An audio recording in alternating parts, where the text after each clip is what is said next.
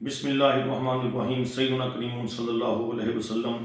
السلام علیکم معزز سامعین، میں وقاص احمد نون ہوشیار پوری اور میرے ساتھ کیمرہ مین فاطمہ ثنا نون ہوشیار پوری، ہم اپنے چینل کتاب نامے میں آپ کے سامنے حاضر ہیں اور بڑی ہی پیاری کتاب طارق بلوچ صحرائی کی بڑی پیاری کتاب کتبے سے تلاشی زندگی آپ کے سامنے پیش کر رہے ہیں۔ پڑھنا شروع کریں گے صفحہ نمبر 27 سے۔ کلی جب بھی زندگی کی ریل دکھ کے پل سے گزرتی ہے تو وقت تھر تھرانے لگتا ہے۔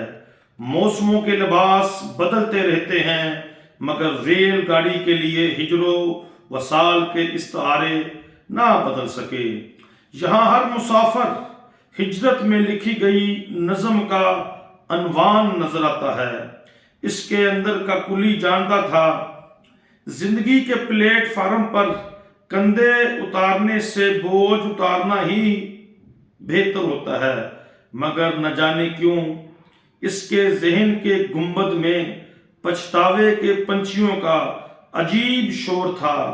اس کی پتھرائی ہوئی آنکھوں میں ایک ٹھہرا ہوا آنسو لرز رہا تھا۔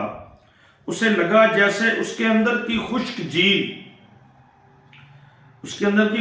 جھیل کی سہمی نمی مچھیروں کے گیتوں کو یاد کر رہی ہے۔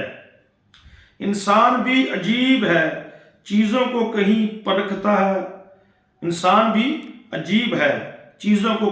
رکھتا ہے مگر ڈھونڈتا کہیں اور سے ہے۔ آدمی زندگی میں دو بار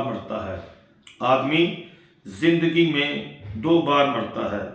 جب وہ وصیت لکھنے بیٹھتا ہے تو اسے پہلی بار احساس ہوتا ہے کہ سب میں بانٹ کر خود اس کے لیے تو کچھ بھی نہیں بچا۔ جہاں مال و دولت کا حصول ہی دانش مندی قرار پائے تو ایسی دانش کے پیالے کو زہر ہی سے بھرنا بنتا ہے۔ آنکھوں میں گراشکوں کی صف ماتم آنکھوں میں گر اشکوں کی صف ماتم بچھ جائے تو سمجھ لیں کوئی ادھورا خواب مر گیا ہے اور نیند شور مچا رہی ہے۔ محبت نہ رہے تو تعلق نہیں رہتا ہے اور تعلق نہ رہے تو رابطہ نہیں رہتا، اور رابطے کے بغیر دوسرا وجود عدم بن جاتا ہے۔ بچے کو دو چیزیں کبھی نہیں بھولتی، ماں کی گود کا لمس اور بھوکے پیٹ گائی گئی ماں کی لوری۔ زندگی کا بوجھ اٹھاتے اور لادتے کندھے دکھنے لگتے ہیں۔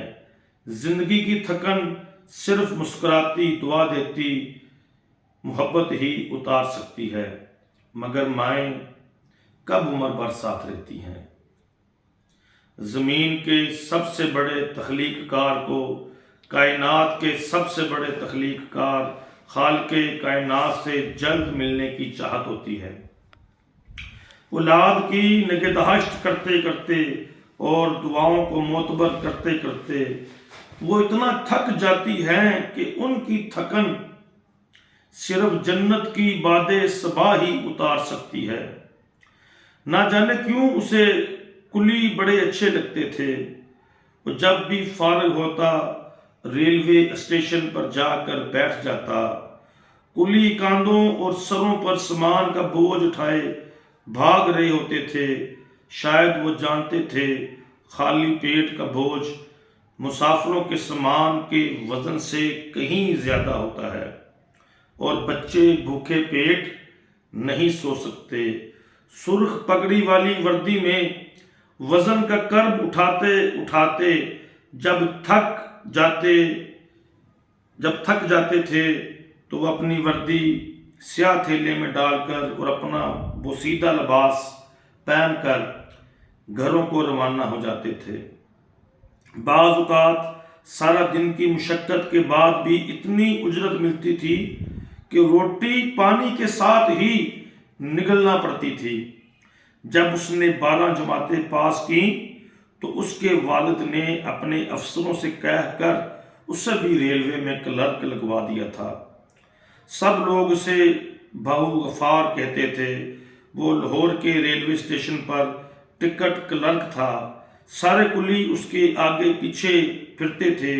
پھر نہ جانے اس کو کیا ہوا، اس نے نوکری چھوڑ کر چھوٹا سا کاروبار کر لیا۔ ماں نے بہت سمجھایا، پتر تو نوکری نہ چھوڑ، دولت تو منڈیر کا کوا ہے، کبھی یہاں کبھی وہاں، مگر وہ نہ مانا۔ کاروبار چل نکلا اور وہ دنوں میں شہر کے بڑے امراء میں شمار ہونے لگا، مگر ریلوے کے سارے ملازم اور کلی اسے آج بھی بہو غفار کے نام سے ہی یاد کرتے تھے۔ جی معزز سامعین، آج جہاں تک پڑھا ہے صفحہ نمبر 29 تک، دیکھتے رہیے میرا چینل کتاب نامہ یا حی یا